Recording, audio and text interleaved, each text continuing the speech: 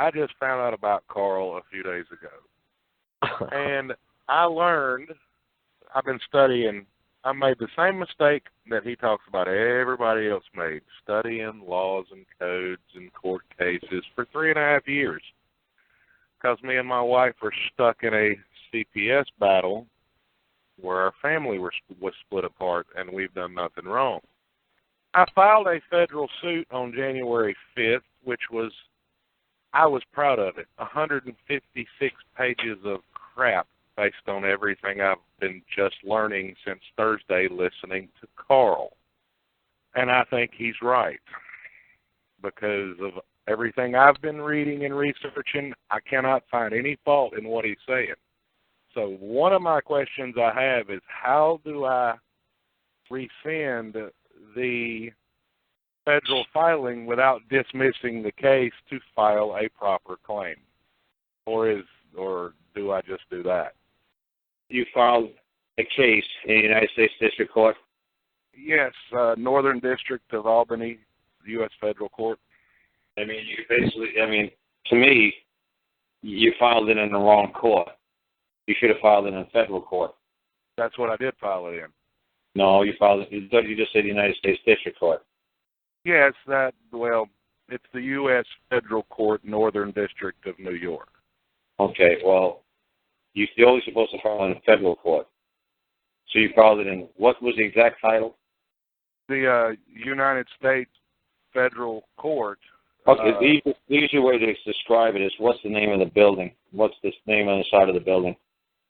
In Alabama, it's called the Frank M. Johnson Complex.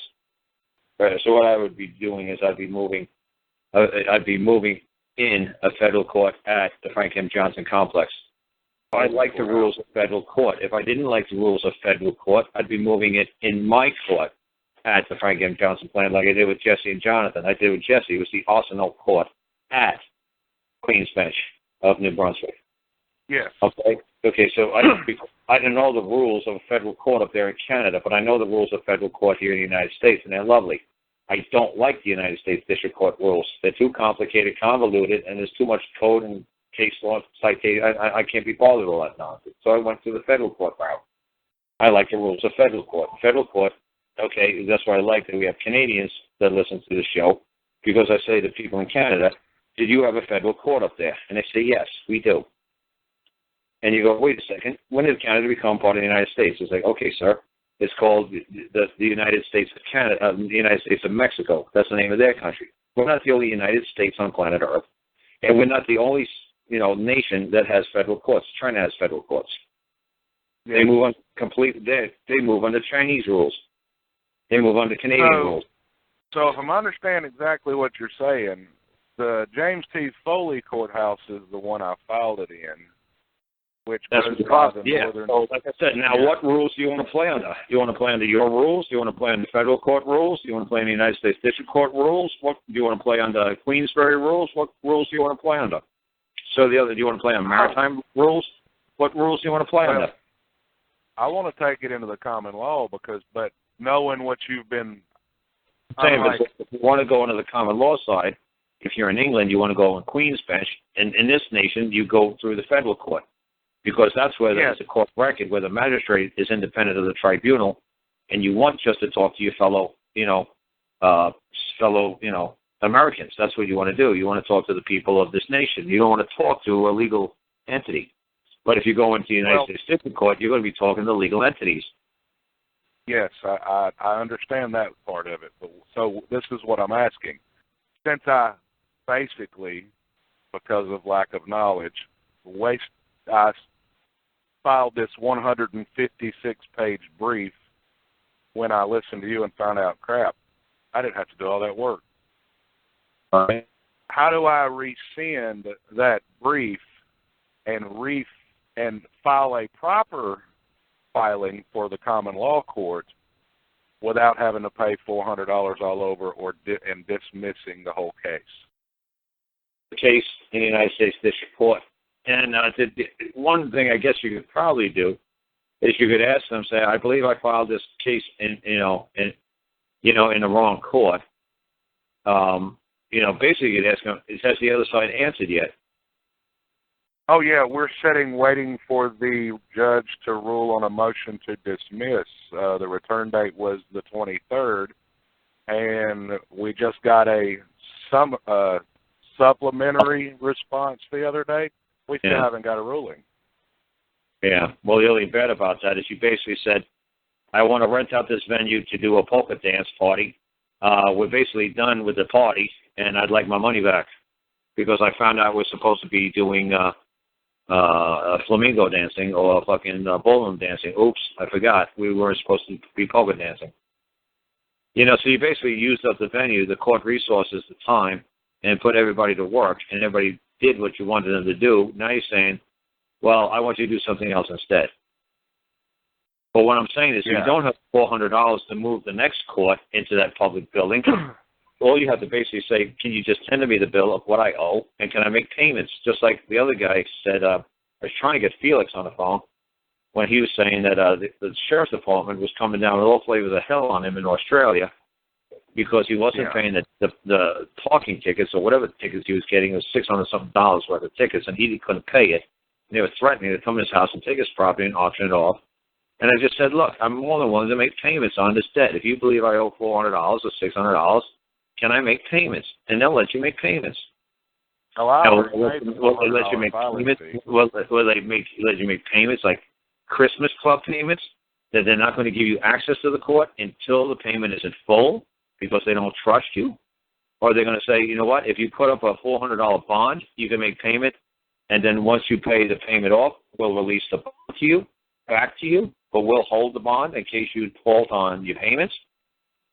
You see what I'm saying? There's all kinds of options to work with these people if you don't have the money. You could actually just use the old, according to the common law, you know, the courts free to man because man obviously are the ones who, you know, created the courts, and the man's the creator of the position of clerk, and man created the position of judge. And without man, there would be no court. So I wish to access my court, you know, without, you know, having to compensate for its use, which I don't think is proper because everybody then would be running into the courts every 5 seconds thinking it's a free dance hall, and everybody would be just dancing their ass off, and, you know, and nobody would get, you know, it's bogged. I don't remember the case. I'd have to look. I know I've got a copy of it. But, yeah, I did find that case where they're not supposed to be charging that, but they shot me down on that one. In the United States District Court, you have to pay because that's their rules. But you didn't file in a federal court. In a federal court, you don't have to pay. But what I'm trying to once something like this gets out that I'm saying, all of a sudden all you nut jobs are going to be running out there putting 10,000 claims that somebody bent a blade of grass on your front lawn and you want $1 billion because he's wearing a cop uniform. And the next thing I don't really... Dude, I'm not telling you, okay? I'm just telling people. Okay, I know people. I'm from New York. I'm a great judge of people. The people who listen to these kinds of shows are wackos, okay? They're going to just put all this crazy paperwork into the courts and just clog up the courts because somebody bent a blade of grass and he's wearing a police uniform and they hate cops, okay? Mm-hmm. Or they stopped him because they were speeding. Or they got a parking ticket. It's like, oh, you got a parking ticket. Where? You know, the benefit of having parking patrol people is because you're going to get a band of gypsies or people who are lowlifes who want to live in a van, poop on a sidewalk because you don't believe it. Go to New York City.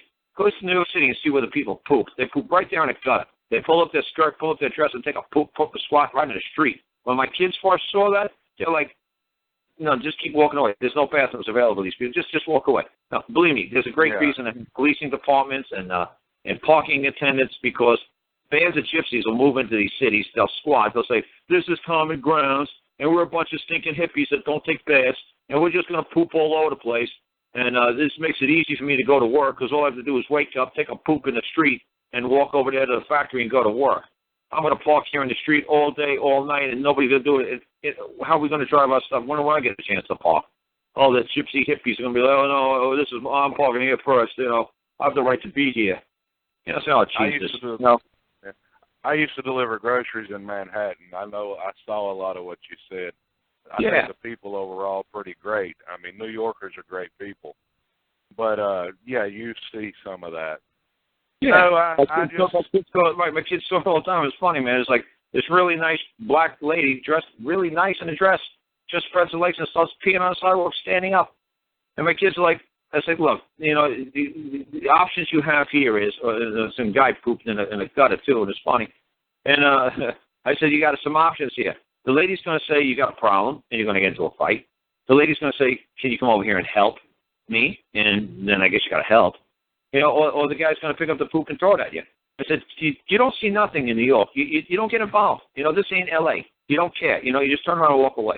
You don't see nothing. You know, just look at the sky and say, oh, what a lovely day. You don't give a damn what's going on around you, okay? You just make it home alive, okay? That's the mission statement. We make it home alive. We don't get involved. Like you, I heard your story, read your story about your situation a long time ago. Yeah, I was forced into this too.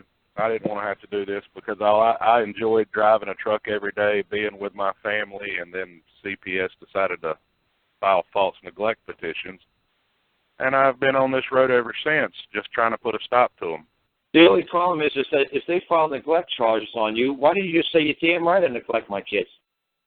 Well, I didn't know all that then. You didn't know the definition of the word neglect. Because negligence just means you made an accident. It didn't mean you did anything with deliberate, wanton, or intent to cause harm, injury, or loss.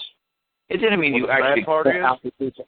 The negligence is an accident. It's like when you get charged with negligence, it means because, like, you sneezed or you blinked. Yeah, but here's the problem. When you read the transcripts, they admit the kids were healthy, house was clean, kids are fed. I didn't say that. I said negligence. Yeah. You say, yes, of course I neglect my children. Of course I do. At night I close my eyes and go to sleep. I can't watch my kids 24 hours, 7 days a week like you people want me to do. You want me to put a little chain? Oh, that's right. I can't put a chain around them. But you want me to put them like on pills, on drugs, make them little tiny zombies, make them watch ridiculous cartoons or videotapes all day, and then that way they can't possibly scrape their knees, fall down, get a bruise, you know, twist an ankle, you know, because an insurance policy raises up because Obamacare, then all of a sudden now we got to get health coverage for my kid because he broke his leg, and you got to jump in and fucking pay for it, and you don't want to make sure my kid, you know, is like running around in a bubble. You know, well, I've got a bubble boy. My kid's going to play, break his legs, bust his nose, and I don't give a damn. You can say I'm negligent. Yeah, that's fine. You know what? I'm not paying attention to what he's doing. Why? Because I got my own damn life to do. He's doing his life. He's learning. He's growing. He's experienced tragedy. He's experienced life. He's understanding pain and fear and frustration and loss and suffering. He's going through that gamut of human emotions. Why? Because he's a human. And this is what we've been doing for 10,000 years. And if you don't like it, lady, file a claim. But complaining, my wife gives me enough of that bullshit at home. You file a claim laying on me, that's just lovely. I don't give a damn. Complain all you want. I totally agree with everything you complain about. Now, make a claim I've done something wrong. Not negligence. Make a claim I've done something wrong. That I woke up in the morning and I said, I'm going to make sure that kid gets hurt. I'm going to make sure that kid doesn't have food, clothing. I'm going to make sure. Prove that I did it with willful, wanton, and deliberate intent. Do it. And you're never going to be able to prove it. You can never prove fraud. It can't be done. You got to get into the mind of the man who did it. And unless the man steps on an open court, he says, you're damn right I committed fraud. As far as he's concerned, like, say, at Gordon Hall, he believes he was doing a righteous justice thing, that helping people do offshore banking or defer assets from the IRS, whatever. You know, he thought he was doing a good thing. He didn't commit fraud. He believed what he believed. Now, the IRS has a totally different opinion of what he was doing. They think he was, doing all these horrible things. And he was like, no, I was just helping my fellow man keep their property a little longer and keeping it, and because they earned it and they should have it. And, you shouldn't be able to take it away from them. Well, they had a difference of opinion. Well, the only problem is that Gordon Hall didn't know how to move through a freaking court. He didn't know how to just say, hey, who's the plaintiff? And I say, where are they? Or where is it? Is it or who? Who's going to testify that it's for loss, harm, or injury due to my acts and inactions by helping my fellow man defer payments to something called Coca-Cola IRS? Show me. Bring him forth. See, he just didn't have to move a court. Just because all these guys are great in tax code and also the crap doesn't mean they know how to move a court. And before you guys get involved with, well, I'm going to help people with taxes, and I'm going to help people with divorce cases, I'm going to help people with bankruptcy, you better know how to get in and the hell out of a court, because someday you're going to be put in chains, shackled, dragged down there and say, hey, are you helping these people beat the IRS? Are you helping these people beat the social services? Is that what you're doing? It's like, who's talking to me? I'm talking to you. I'm talking to you, or what's talking to me? Who am I addressing? You see, and I know how to talk to the other side and get them to say, oh, is a judge? You mean a what is talking to me? Because my dog is a judge. He can judge whether he should, lick one side of his butt or the other side of his butt first. He's a good judge of the meat smells like stink or the meat's worth to eat. The dog's a great judge. What kind of judge are you? The one who licks his butt on the right side first or the left side first? What kind of judge are you? I don't ask you what you are. I ask you who you are. I love the way you put things. I have to say, it blew me away. I found you about 2.5 years ago. I called your number on the website. Oh, I didn't know I was lost. Answered. I didn't know I was lost. So, you said you found me. You said you found me. I didn't know I was lost. You're not lost. Oh, okay. I found your uncommon. I found your website. Oh, okay. I don't know. I misplaced that either. Thank you. You're welcome anytime. But so I didn't do no more with it. I just continued to try to fight this fight, and me and my wife just been through hell. I mean, it's just, and now everything I've been listening to all your shows, and I'm gonna say, I can't believe it. It's this simple. Because honestly, with all the research I've done, I don't take the opinions as that is the law and that's how it is. No, that's not how it is. Because I've learned a lot from my father in the past. But even the stuff you're talking about, he doesn't necessarily know. When it comes to taxes, why don't you go to my talk show 127469? Why don't you go to episode 81? And don't listen to the first 20 minutes. That's just Bali saying hello to me, like for the first time, and asked me to come to England. I said I don't want to go to England because the food is terrible, the weather sucks, and the women ain't all that hot. Don't listen to the first 20 minutes. You're wasting your time. That's just me and Bali talking about if I come to England. But the 20 minute after that, a Mexican man calls me up and says his Mexican wife was arrested for drunk in public, fighting with the police, and having the baby fall out of the car seat in the truck. And she didn't do anything that the social services wanted to do, didn't do the AA classes, didn't do family planning, didn't do anger management, still had the criminal felony cases against her. And the prosecutor laughed and said, oh, but she did do this. I, a woman, Maria Estevez, whatever the hell the name was, claim the wrong of robbery. My property was robbed on this day, see Exhibit A. I will require compensation of $1 a second until the property is returned. And the prosecutor laughed. And the Mexican husband is saying, and he laughed. He scoffed at it. And he said, even the public defender that they gave us said, no, I'm not putting that into the court. That's ridiculous. So the prosecutor said, yeah, this is ridiculous. This is all they've done. And the judge looked at the Maria lady and says, is this true? Are you really going to charge us $1 a second? She's like, sí, señor, yes, $1 a second. And then the judge said to the prosecutor, restore her property immediately. And then the prosecutor said, but Your Honor, she hasn't complied with any of the court orders. He says, you know the law, restore her property immediately. And then the guy said, and the daughter's name was Serenity, and Serenity was restored. So go listen to how it's just some, what you guys would say, like some wetback or being a lady who doesn't even speak our freaking language, walked into the court with some silly little paper, like me Tarzan, she Jane Steelbone, Get Back Bone. That's the perfect lawsuit right there. Me Tarzan, she Jane. There's the caption. There's the parties. Me Tarzan, she Jane. Jane Steelbone. There's the cause of action. There's the. And then what's the remedy? Give back bone. And then if you want to give an order, give back bone. If you don't give back bone, you get back 2 bones every 2 days or something like that. Until bone is returned. It's something simple like that. It's so simple to write a lawsuit or to make a claim that this Mexican. I made sure I made it so simple that this Mexican woman who spoke like no English can understand those few words that I put on there for her. And I told the husband, I said, explain to her in Spanish because. She should be able to understand what I'm saying right there. It's so simple. And he said, he'll work with her. And she did, and she got a kid back. This 3-year-old kid walked across the courtroom and went back home with the mom and the dad. She still had felony charges against her for fighting with the cops in public and being drunk in public. Yeah. Now, I have been writing some papers up because we have a scheduled violation hearing for contempt of court October 13th because I've refused to follow their orders. Well, why would you refuse to follow the orders? The reason I refuse is because if the foundation of the case, tell me one order they told you. Just one order. For shits and giggles. they want me to do all this psychological treatment and all this testing and this, that, and the other, and I tell them I'd love to carry out your order. It's going to cost me this much money for my bus fare, or my car broke down, and I'm going to have to get another alternator or a water pump. It's going to be $350 for that. And then my license was revoked, so it's going to cost $500 for that. I'm going to have to get a time away from work, so can you place that order in a form of writing? So I give it to my boss and explain why I'm not, performing a function and carrying out a service or producing a product for him, like we agreed on. And it's going to cost roughly, it's going to be $980.17.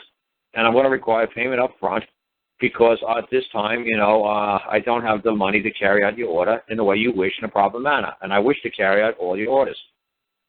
But the big thing is, if you're a party to that case, you can't make a claim for compensation. Okay? If you're a member of my family, okay, and you're my daughter or my son, and I tell you to go get a psychological evaluation, you can't give me, well, Dad, you got to pay me this to go do it. No, I'm your damn dad. I'm in charge here. I'm the judge. I'm the one who makes the ultimate rulings here. You're just a lowly defendant. You're just a lowly respondent. You get your ass in that car and you get down there and go do it. And I don't want to hear no crap out of you. I'm going to hold you in contempt. So now, if you're a party to that case, whatever case number they have, and you still allow them to use your name in that case, and you're not noticing them, that I don't know why you have my name on that case, because I'm not a party to this. I have no knowledge of any legal proceedings or legal matters pertaining to my property. Now, this legal name that you created, John Jr. over here, that's a legal person that you have jurisdiction and control over. But you don't have any jurisdiction over the flesh and blood, the man, my property.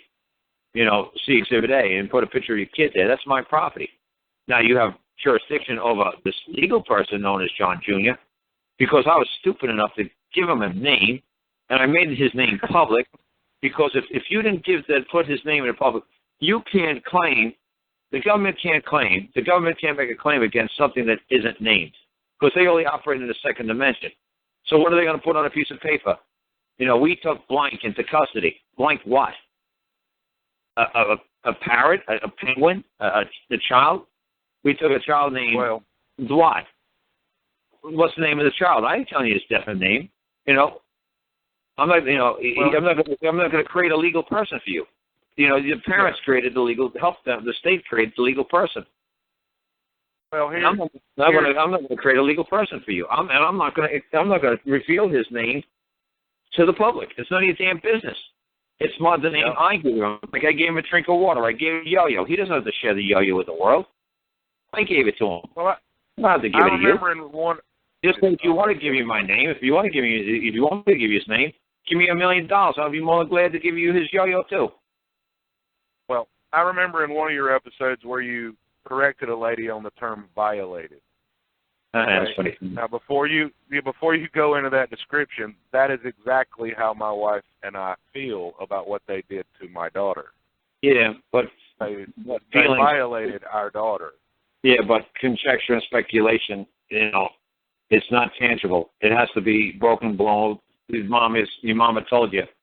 Any broken bones, any blood, broken bones, no, then you ain't got a claim. Go outside and play again. To force her to go through an invasive medical exam when there was never an allegation of abuse just because their mom and dad didn't know how to just make a simple claim to give me back my property and we'll start charging whoever's holding that property in naked possession $1 a second, and it's 80,400 seconds in a day, so the bill is running quite high really quickly. I'll give you 3 days before I start billing you. Just like Jonathan and Jesse did. Jonathan and Jesse did the same. Jesse did the same thing. It's like, I'll give you 3 days to get those children back, or I'm going to start, the meter's going to start ticking. And you don't write no damn cease and desist effing letter to anybody. You have no power to threaten anybody.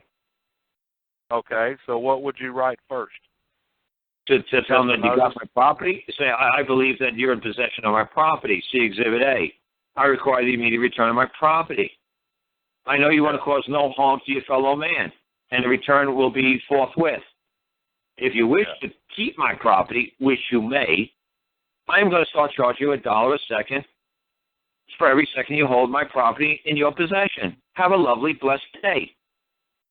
Well, that's what I plan on writing this weekend. Yeah, it's all lovely, swinging, no threats. Yay! You want my property? Not a problem. You want my property? You need my son to wash your car, rake leaves, mow your lawn? Not a problem. I rent them out real cheap, $1 a second. I hope you don't need it for more than 60 minutes because I don't think you got wallet deep enough to pay for him for 2-3 hours.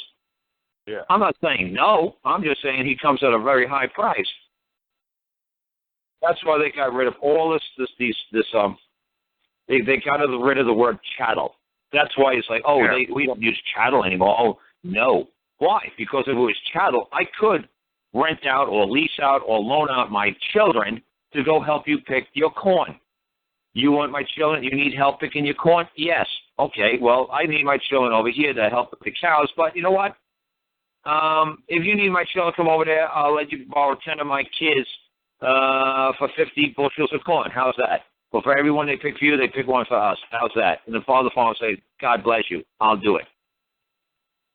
Okay, your children were a very valuable commodity. It was like a horse or an oxen or a cow. The reason why people had 10, 20, 30 children was just for that reason. They didn't just do it because it was going to cost them, oh, man, it's going to cost me $80,000 a year to put this kid in college. No, they didn't care. They were making money with these kids. It was a medium of exchange. It wasn't like dollars. It wasn't like they were trading gold coins. It was a medium of exchange. I'll let you borrow 3 of my kids if you let me borrow 2 of your mules. Oh, okay, not a problem. Yeah. It's a medium of exchange. That's how we've been doing it since caveman time. You're right. Yeah, so it's no big deal. But now they're making it seem like it's a perverted word. Oh, man, I can't believe you just called the kid chattel. I can't believe you just called him property.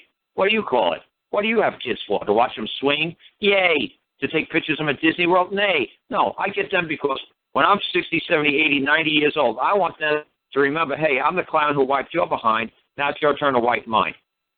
That's why. I gave you something, now you give me back. Yay, I'm from New York. What's in it for me? That's right. That's the way caveman's been doing since day one. They're trying to make it seem like an ugly thing. That's not the way I look at it.